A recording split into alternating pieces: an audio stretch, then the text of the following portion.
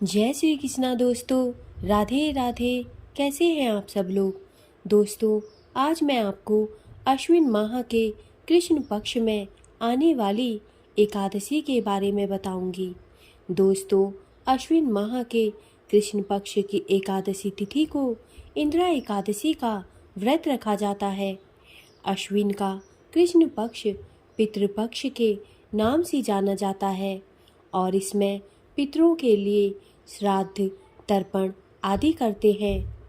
जिस व्यक्ति की आत्मा यमलोक या पितरलोक में कष्ट भोग रही होती है, उनकी मुक्ति के लिए इंदिरा एकादशी का व्रत रखा जाता है।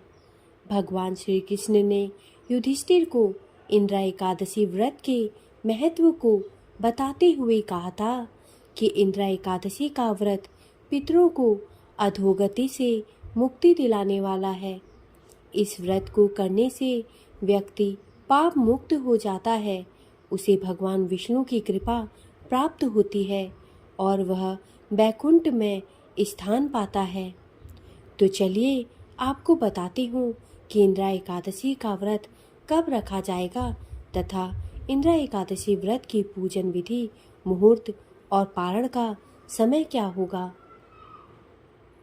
दोस्तों, पांचांग के अनुसार इस साल अश्विन माह के कृष्ण पक्ष की एकादशी तिथि की शुरुआत 9 अक्टूबर दिन सोमवार को दोपहर 12:36 से होगी। इस तिथि की समाप्ति 10 अक्टूबर दिन मंगलवार को दोपहर 3:08 पर होगी। ऐसे में उदया तिथि के अनुसार इंदिरा एकादशी का व्रत 10 अक्टूबर दिन मंगलवार को रखा जाएगा। इस साल इंदिरा एकादशी साध्य और शुभ योग में है। व्रत वाले दिन साध्य योग प्रातः काल से लेकर सुबह 7:47 तक है। उसके बाद से शुभ योग का प्रारंभ हो जाएगा, जो पूरे दिन है। ये दोनों ही मांगलिक कार्यों और पूजा पाठ के लिए अच्छे योग माने जाते हैं। दोस्तों, इंदिरा एकादशी के दिन आप प्रातः काल से ही भगवान विष्णु की पूजा कर सकते हैं। इसके अलावा आप चाहें तो सुबह 9:13 से दोपहर 1:35 के बीच कभी भी इंदिरा एकादशी व्रत की पूजा कर सकते हैं। इसमें लाभ उन्नति मुहूर्त सुबह 10:41 से दोपहर 12:08 तक है, जबकि अमृत सर्वोत्तम मुहूर्त दोपहर 12:08 से दोपहर 1:35 तक है।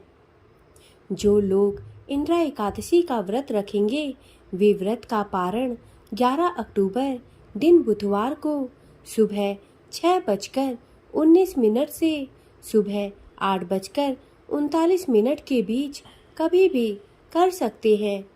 इस दिन द्वादशी तिथि का समापन शाम 5:37 पर होगा। दोस्तों, इंदिरा एकादशी व्रत की पूजन विधि इस प्रकार है। इंदिरा एकादशी के लिए धार्मिक क्रियाएं दशमी से ही शुरू करें। इसी दिन से घर में पूजा पाठ करें और दोपहर में नदी में तर्पण की विधि करें। यदि नदी में संभव ना हो तो घर के पास के किसी जलाशय या घर की छत पर भी तर्पण कर सकते हैं। इसके पश्चात ब्राह्मण भोज कराएं और फिर स्वयं भी भोजन कर लें। याद रखें कि दशमी के दिन सूर्यास्त के बाद कुछ नहीं खाना है। एकादशी के दिन सुबह जल्दी उठकर स्नान आदि से निवृत्त होने के बाद साफ स्वच्छ वस्त्र धारण करें। फिर मंदिर में जाकर व्रत का संकल्प लें तथा पूजा पाठ करें। इसके बाद श्राद्ध विधि करें एवं ब्राह्मणों को भोजन कराएं। फिर गाय, कौवे और कुत्ते को भी भोजन कराएं। व्रत के अगले दिन द्वादशी को भी पूजन के बाद ब्राह्मणों को भोजन कराएं और दान दक्षिणा दें। इसके बाद अपने व्रत का पारण करें। दोस्तों, इंद्रा एकादशी के दिन कुछ नियमों का पालन करना भी अनिवार्य होता है।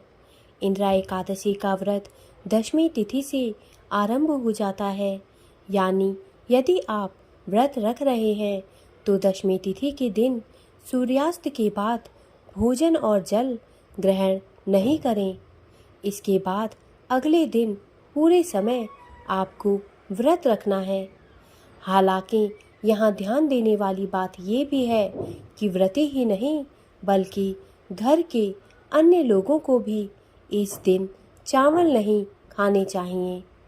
इस व्रत का पारण द्वादशी तिथि को सूर्योदय के बाद पूजन और ब्राह्मण भोज के बाद करना चाहिए। लेकिन यहाँ ध्यान रखें कि पारण शुभ मुहूर्त के अनुसार द्वादशी तिथि के अंदर और हरिवासर समाप्त होने के बाद ही करें। दोस्तों, इंद्रा एकादशी को लेकर ऐसा माना जाता है, जो भी इस एकादशी का व्रत करता है उससे भगवान विष्णु प्रसन्न होते हैं और साथ ही उसे पूर्वजों का भी भरपूर आशीर्वाद प्राप्त होता है। शास्त्रों में इंद्रा एकादशी को लेकर ऐसा बताया गया है कि यदि आप इंद्रा एकादशी का व्रत करके उसका पुण्य पितरों को दान करते हैं तो आपके वे पूर्वज जिन्हें किन्हीं कारणों से मुक्ति नहीं मिल पाई है, उनकी आत्मा को शांति मिलती है। इसके साथ ही यह भी बताया गया है कि व्रत करने वाले को भी नरक में नहीं जाना पड़ता है। इंद्रा एकादशी व्रत की कथा इस प्रकार है। पौराणिक कथा के अनुसार एक बार धर्मराज युधिष्ठिर कहने लगे कि हे भगवान, आश्विन कृष्ण एकादशी का क्या नाम है, इसकी विधि तथा फल क्या है, सो कृपा करके कहिए। भगवान श्री कृष्ण कहने लगे कि इस एकादशी का नाम इंद्रा एकादशी है। यह एकादशी पापों को नष्ट करने वाली तथा पितरों को अधोगति से मुक्ति देने वाली होती है। हे राजन, ध्यानपूर्वक इसकी कथा सुनो। इसके सुनने मात्र से ही वाजपेय यज्ञ का फल मिलता है।